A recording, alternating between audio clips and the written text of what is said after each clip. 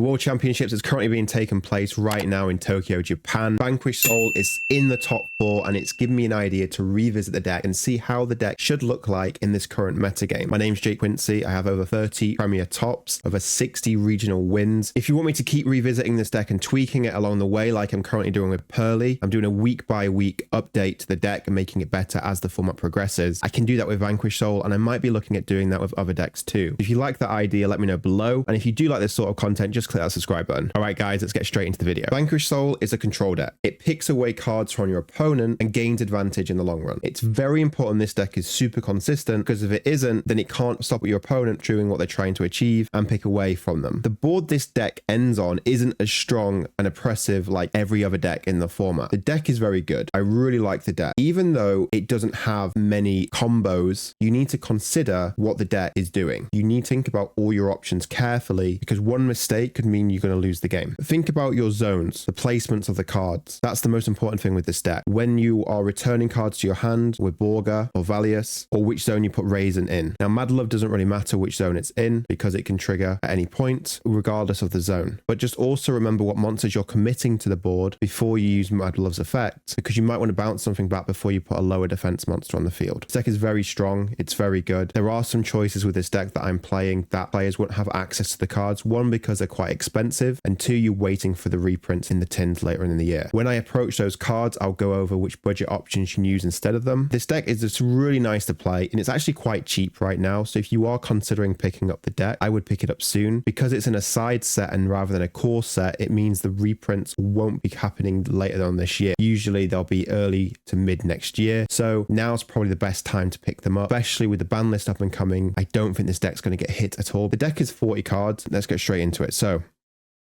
we have a free Razen. Obviously you have to play 3 of these. I mean, you'd play 6 if you could. Now I'm playing 2 Mad Love, and I really want to play 3 usually. Side note, I just finished the whole video, and it's a long video. However, I really recommend you watch the whole thing, because I explain my choices in depth, just to help you grow as a player, for you to understand why I'm playing these cards, and it will make it much easier for you to understand the deck as the video progresses. Enjoy. I hope you get better as a player from the video, and I'll see you in the next one. But you'll see why I'm playing 2 as we go on. The third spot, which would have been a Mad Love, is Venturia, just because it allows you to bridge into certain cards. It will make sense. Then we have free Borga. So you have to play free heavy Borga. It's just too good. It's really nice that you can just keep drawing cards from this card. And then when you get into the draw phase of your opponent's turn, you can use it in their turn as well. So then you can just keep drawing cards, which allows you then to have more interruptions in their turn, because this deck is just all about advantage and control. It doesn't make any oppressive boards, like I've mentioned. So always keep that in mind before you activate and before you make a play with the deck. Then we have the singular Caesar Valius. You just have to play this card. It's the card that's going to give you, secure you a lot of the wins later in the game.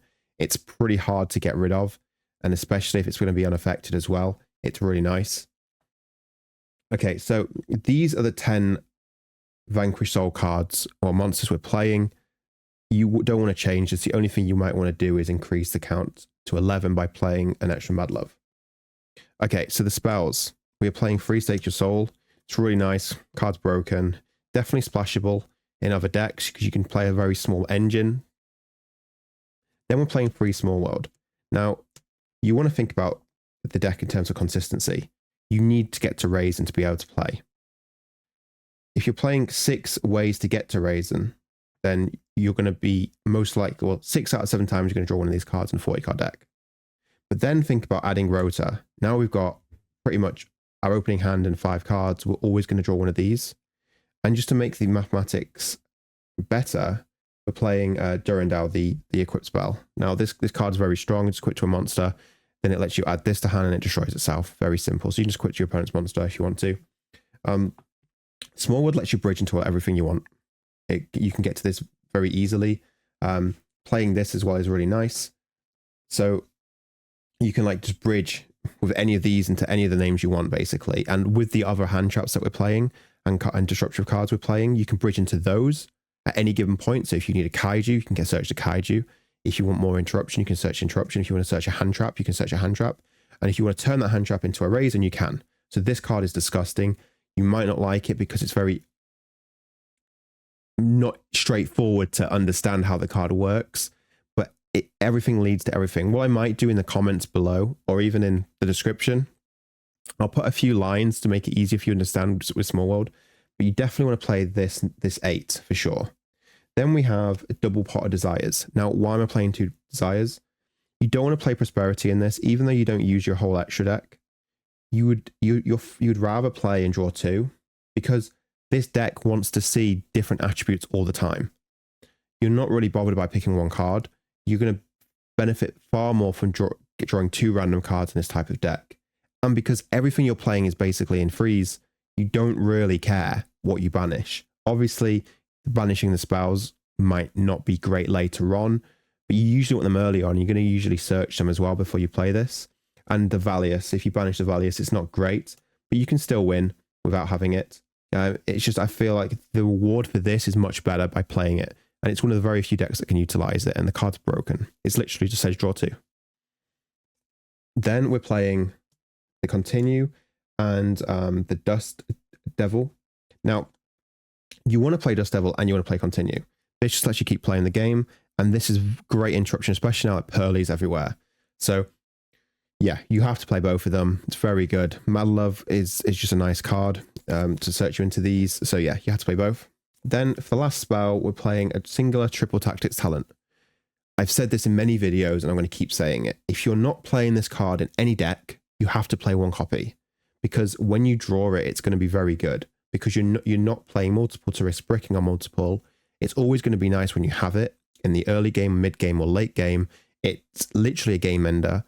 If you get disrupted, you can draw 2, like I said, with Desires. Those 2 cards are going to be very nice in this deck. And this is probably one of the few decks where you don't want to look at your opponent's hand and draw 2 cards. Whereas in other decks, you would rather look at their hand, rip a card. But with this, you don't really want to do that. So, Talent, great card. Definitely play one of. Why aren't we playing more? We could play more, but space is so tight. I really want to make it 40 cards and make it as consistent as possible. This is just a game-ending card. So, you just have to play one. And when you draw it, you're going to love it. Okay, so now for the monsters. So we're playing one of the Flame Kaijus. This makes sense because of Small World. You can search at any point. Imagine going like Small World and searching this and disrupting your opponent when you want to disrupt them with any like monster they have. And even against Pearly, it's nice. Yes, they will still float with the field spell and the continuous spell, but you're clearing the Gnaw that's not targetable and unaffected. So you're definitely the Kaiju. Then we have a free Shifter. Now, I feel like you have to play Shifter in this deck because it's one of the very few darks that gives you a lot of disruption against multiple decks in the format. Shifter's just disgusting as well. And even if it's not good at the time you have it because you have cards in the graveyard, you can just keep revealing it and drawing a card, which will be nice. And we're not playing many darks in the deck. So this is one of the few darks that you really want to use. And it's broken against Pearly when you go first as well. So I definitely recommend playing it.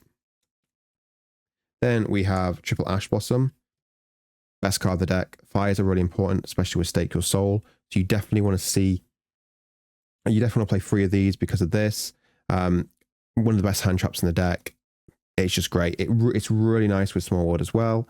So yeah, you really want to play 3. Then I'm playing 3 Kurikara. Now, this is a card that a lot of players might not have access to. And that's understandable. I'll give you the benefits before I tell you what cards you should play instead if you haven't got access to them. So the benefits is against Pearly, it's game ending. It's very strong because you can just clear the Gnaw and go for game. It's a card that turns on game in that turn more frequently than not having a win option in that turn, because you're going to clear monsters from your opponent's side of the field and you're going to put a big monster on the board. So you should be able to win the game that turn. Whereas there's not really many cards that allow you to do that in that turn at all. You just have to pass your turn to your opponent, which then they can come back and you have to hopefully interrupt them. And if you don't, you might just lose the game there and then. Because imagine giving Pearly an extra turn when they return 3, like quick spells back to the hand, or quick play spells back to the hand. It's not great, right? So very good against Kashtira, clears the whole board. It's a very strong card, disgusting, really strong. If you don't want to play this card, now you've got options. So you could play 3 Draw Unlock Bird. Draw Unlock's very strong. I'm not maining it, I'm siding it, just because I don't like how weak it can be because of its attribute when I go first. But when I go second, I don't really mind that because I'm drawing an extra card for when I go second, right? So yeah, so you could play Drollbird over this. The other option is you could play Bestials if you wanted to. You could play more Kaijus if you wanted to. It's just really nice, and also it's very consistent now because we're playing, like, if you look how many fires I've already revealed. I've got 1 fire here, I've got 3 here, 3 here. So it's Take Your Soul becomes more alive for Razen. Then I'm playing triple contact C. Now you're probably thinking I'm crazy. Look at the format currently right now. Pearly is everywhere. It's going to keep doing well. There is a lot of branded everywhere as well. And this deck is very disruptive. Or this card even is very disruptive. It's very good against Pearly. It turns them off. It's very good against branded because now they don't have space for them, the out they could have in the extra deck for this. So it just turns them off. It's going to be nice when you go first and go second. So if you're drawing cards from Borga, it's nice. It's a nerf, you can just keep revealing it as well. So like with Shifter, you can just keep holding it in your hand if it's bad against that matchup. Even against Synchro decks, it can be okay. It's not going to be amazing. At the right time, it might just be game over for them because it might stop them from playing. However, it is a level 6. So keep that in mind, and it's an easy way for them to make Baron. But this card will be very nice in the game. Now, if you don't want to play this card, you want to play something that you probably feel more safer, you could play Ghost Spell instead, because that's still good against branded. It's just, I mean, it's not the best against Pearly. I mean, it's okay. This just secures the game and turns your opponent's turn off more often than not. But yeah, huge fan of Contact C right now. And this is probably the only deck that can really utilize maining it, because if it's not good against the matchup, you can then just use it and just keep revealing it. And then also you can use it as a discard fodder for Nightmare Phoenix or Nightmare Cerberus. That's in the extra deck, because you're gonna draw a card from that. So yeah. Then we have Fenrir and Rise Heart. So why are we playing these? So I know a fire, it's another bridge, it's nice. You've got Fenrir is nice as well. So this card, it just applies a lot of pressure in the game. Like imagine like going second and you have Fenrir and Kurikara in your hand. And then you just go Stake Your Soul, reveal Kurikara, summon Razen. It's just disgusting. So you're basically applying a lot of pressure with this deck. You're securing the game. You're preventing your opponent from playing and just being super aggressive early on, which is really hard to deal with. There's no Tikaboo, like there only can be one in this deck list. Very slow, really only benefits you when you go first. I mean, it can be nice when you go second, but if you look at the format right now, like Dragon Link's making an unbreakable board, Hurley's making a big Gnaw, your there only can be one's going to be terrible. You want answers there and then. So you can't really rely on going first, right? And that's where the side deck comes in, which would be very nice with the deck. So this is 40 cards. There's only a few cards I would change in the main deck, if again, just because of budget reasons, or if you just don't like them in your local setting. Then we have the extra deck. So we have triple Rock of the Vanquish set. You don't have to play free if you don't need to. Free rarely comes up. And if there's an extra deck card that I like the look of instead, I probably would take this first out and only play 2. You definitely have to play 2 though, for sure. Then we have the Phoenix and the Cerberus. Really like these because any dead hand traps that you have in your hand, like Shifters or Contact Siege, you can discard and draw a card. These will always come up. I was playing Security Dragon over this because of the idea of not having to discard. However, there's going to be more times than not you'd rather just draw the card, and that extra card that you draw is going to be really good because by that point you've got a lot of good cards left in the deck, like Kurikara's. You could draw the Singulative, protect its talents. You could draw a better hand trap. You just increasing your odds just to have more ways to secure the game and win. You could cut this for a unicorn, so you can rank up even more, and then you can cut one more spot on the extra deck for an access code, which will be quite nice. With Dimensional Barrier seeing a lot more play, if they pull it in against this deck, they're always going to call XYZs. So you'd rather have a way to link climb, because a lot of the deck mostly is XYZs. But then again, if they barrier you, you should still be able to control the game with these and just win the game by just beating them down. Then we have Zodiac Checker-9 and the Zodiac Borbo. You have to play these. They're really nice. You can make a big Zeus, because all you need to do is just overlay 2 level 4s for Jackanine, overlay for Borbo, attack directly, then make a Zeus on top of it. And now you've got a 4 material Zeus, so you can just nuke the board there and then. And the next turn, if your opponent makes a play, you can just nuke the board, and next turn you draw a card and tap the game. So we have the 2 Zodiac monsters. Then we're playing Evil Swarm Exciton Knight. Now Exciton Knight is very strong, really good card. You can use it in your opponent's battle phase as well. And you can even just make it with 2 level 4s, nuke the board, attack for 0, because once you use the resolve the effect, your opponent can't take any damage this turn. And then overlay for a 2 material Zeus. So that's pretty nice as well. If you notice as I go along into the extra deck, you're going to see many ways to make Zeus. That's why 2 Zeus are in there. Then we have Baguska. Now Baguska is really nice. Even against Sprite, like if you just get interrupted, you can just make this, put it in defense mode. Opponent turns stunned, and the next turn you just put it in attack mode, can't be targeted, you attack, and then you just make a Zeus over it, clear the board, make your own board. Or you can keep it in defense if you still don't have a way to play, or if your opponent keeps interrupting you. Then we have Tornado Dragon. And then another card that I'm playing that I don't really think anyone's playing right now. It's called Number 74, Master of the Blades. Okay, so let me read what this does. It requires 2 level 7 monsters, so it's generic. During either player's turn, when a card or effect is activated that targets this face-up card, you can detach 1 material from this card, negate the activation, and if you do destroy that card, then you can destroy 1 card in the field. Okay, so the reason why we play this card is because Book of Moon is very popular right now. A lot of targeting cards are popular again. So if your opponent targets this, when, like with Book of Moon, or if you want to basically make a Zeus, this is why we're playing this. You can make this attack. If they book it, cool, you can just negate, destroy a card in the field, and then you don't really have to make the Zeus anymore. But this basically secures the Zeus for you, because if they target it, you can just negate it, then you attack, and then you overlay for Zeus and nuke the board anyway, because if they book a Moon Zeus at that point, it's still resolving, right, to nuke the board. So that's why we play this. It's really strong. Then we're playing double Zeus. A singular Rise Heart. We're playing 2 Zeus because of the many ways to make it. It makes sense to do that. But the singular Rise Heart, there are many ways to make this, especially because you're playing Fenrir and Rise Heart in the main deck. And if you use talents, take your opponent's monster.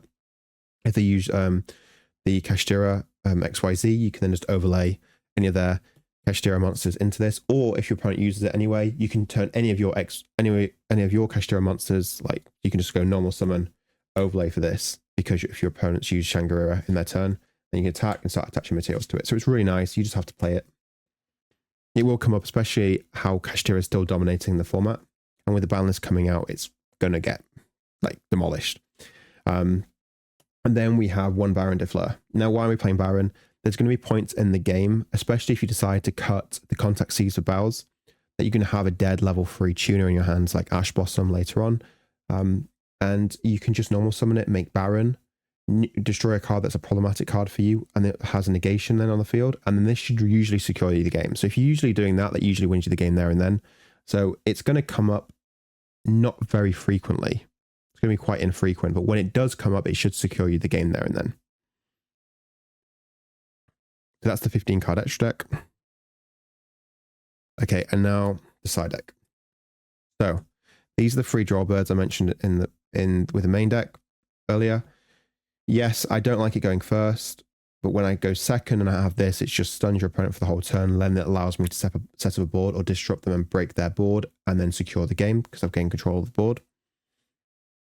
Then I have I have singular Feather Duster and Lightning Storm, and 2 Lightning Storms. So you've noticed a lot of games being won with Feather Duster right now. Lightning Storm is just an additional Feather Duster because you're not really summoning anything in your opponent's turn. So you should have no cards when you go second on the field, so you can use this and utilize it quite well.